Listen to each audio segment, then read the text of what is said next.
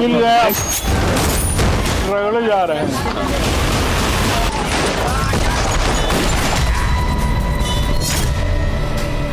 मेरा पूरा परिवार बर्बाद हो चुका है। सरकार ने कहा मट्टी में मिला देंगे, तो मट्टी में तो मिल गए, अब मट्टी में मिलने के बाद रगड़े जा रहे हैं। मट्टी में तो मिल गए हैं।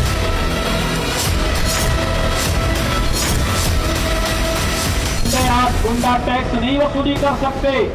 आप वे गुंडे या तो जेल में हैं या फिर दुनिया से बाहर कहीं दूसरे लोक की यात्रा पर चले गए हैं।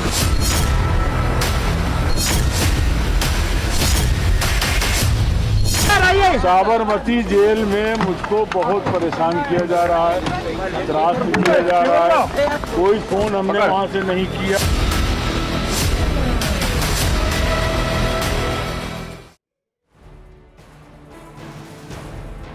जी हाँ, कभी एनकाउंटर का डर, कभी गाड़ी पलटने का खौफ, कभी जुबान पर पूरे परिवार के बर्बाद होने का जिक्र। गुजरात से प्रयागराज आने के दौरान माफिया अतीक अहमद का पूरा सफर इसी तरह खौफ में गुजरा है। टीवी 9 भारतवर्ष के तीखे सवालों के दौरान अतीक सहमा हुआ था। अतीक पुलिस वैन के अंदर पुलिस वालों के बीच बैठा था।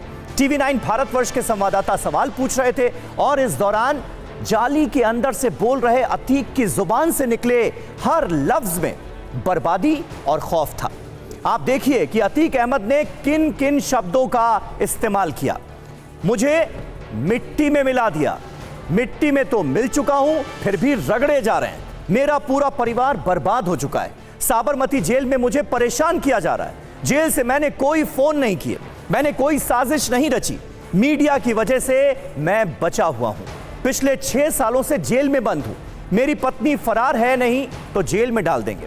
मेरे बेटा नाबालिग है, उसने कुछ नहीं किया है, यह कहा अतीक अहमद।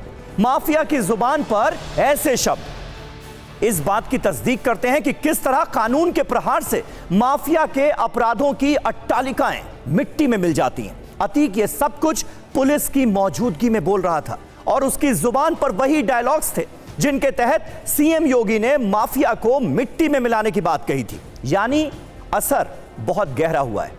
जरा सोचिए, एक माफिया को हथियारबंद पुलिस के पहरे में 15 दिन में कुल 4000 किलोमीटर की यात्रा करवाई जाती है और इस दौरान हर कदम पर उसके डर और दहशत का ब्रॉडकास्ट होता है।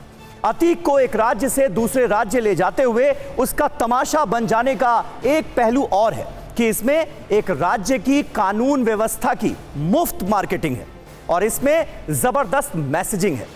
आर्टिफिशियल इंटेलिजेंस के इस दौर में इसे राजनीतिक इंटेलिजेंस भी कहा जा सकता है, जिसमें कानून व्यवस्था और प्रशासनिक बाहुबल की चर्चा अपने आप हो रही है।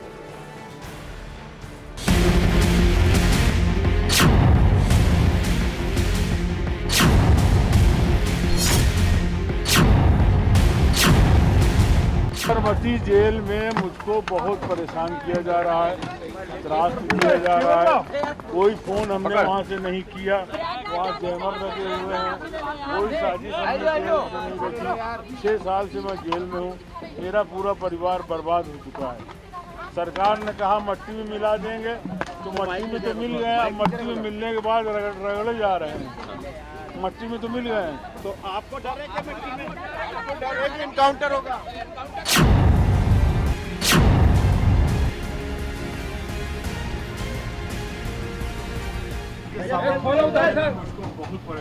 आपको परेशान किया जा रहा है, डर लग रहा है। अब अपने गुनाहों की सजा मिल रही है।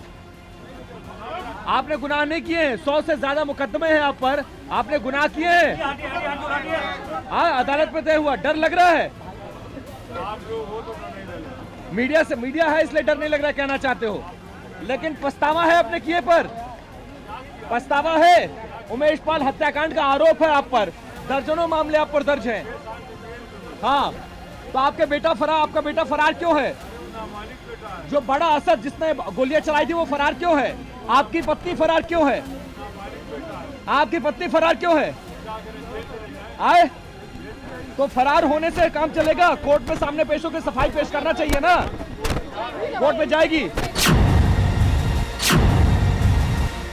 कहाँ फरार है तुम्हारी? अरे यार, मैं जेल में हूँ, कहाँ बताऊँ पत्नी कहाँ है?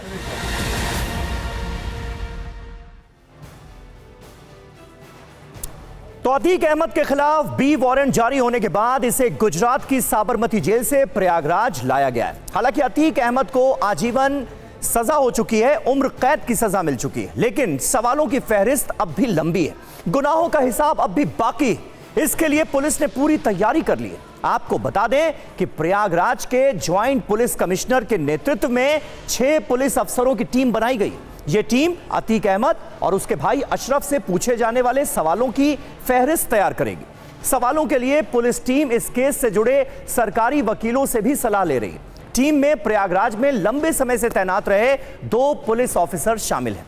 पुलिस कमिश्नर सवालों की लिस्ट को फाइनल करेंगे। इसके अलावा पुलिस ने वीडियो और ऑडियो क्लिप का एक डॉजियर भी तैयार किया है।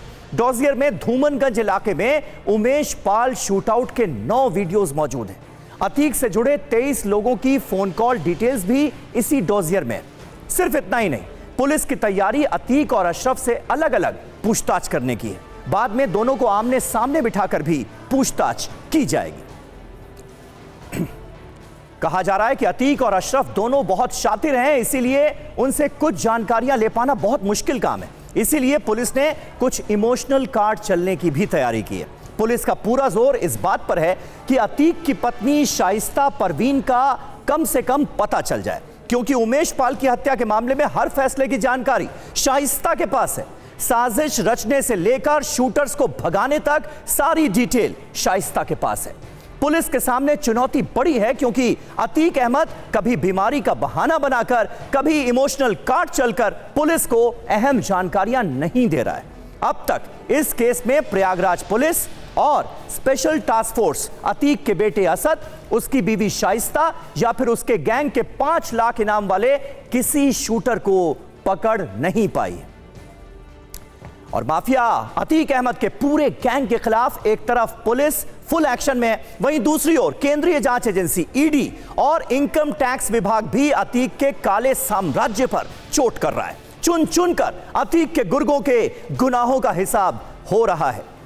अतीक के गुर्गों के घर पर ईडी और इनकम टैक्स की छापेमारी चल रही है। एक साथ कई गुर्गों के घर पर रेड डाली गई है। इनमें जफर खान, गुलफुल प्रधान, सीताराम शुक्ला के नाम शामिल है। पुलिस के मुताबिक सीताराम शुक्ला अतीक अहमद का अकाउंटेंट है। इसके अलावा अतीक के वकील खान शौलत हनीफ, दीपक भार्गव, असद कालिया के घर पर भी छापेमारी की गई। सूत्रों के मुताबिक 13 लोकेशंस पर तलाशी ली गई है। करीब 150 करोड़ रुपए कीमत की प्रॉपर्टी की पहचान हो चुकी। इसके अलावा पुलिस भी अपने स्तर पर छापेमारी कर रही है। खालिद जफर के घर पर पुलिस ने छापा मारा। खालिद जफर अतीक अहमद का फाइनेंसर बताया जा रहा है। पुलिस को ऐसी सूचना थी कि अतीक की पत्नी शाइस्ता खालिद जफर के ही घर में रुकी थी। इसके अलावा माफिया अतीक अहमद के रिश्तेदारों की लगातार मुसीबतें बढ़ती जा रही। पुलिस ने अतीक के भाई अशरफ की पत्नी जैनब फातिमा को भी आरोपियों की लिस्ट में शामिल किया है। उमेश पाल हत्याकांड में उस पर शूटर्स की मदद करने और हत्या की साजिश में शामिल होने का आरोप है। पुलिस ने जैनब फातिमा की तलाश भी तेज कर दी। माफिया अतीक की पत्नी शाइस्ता, बहन आयशा नूरी और भांजी उंजिला नूरी पहले से ही इस मामले में आरोपी है। अतीक की पत्नी और बेटी की तलाश प्रयागराज से लेकर मेरठ तक की जा रही है।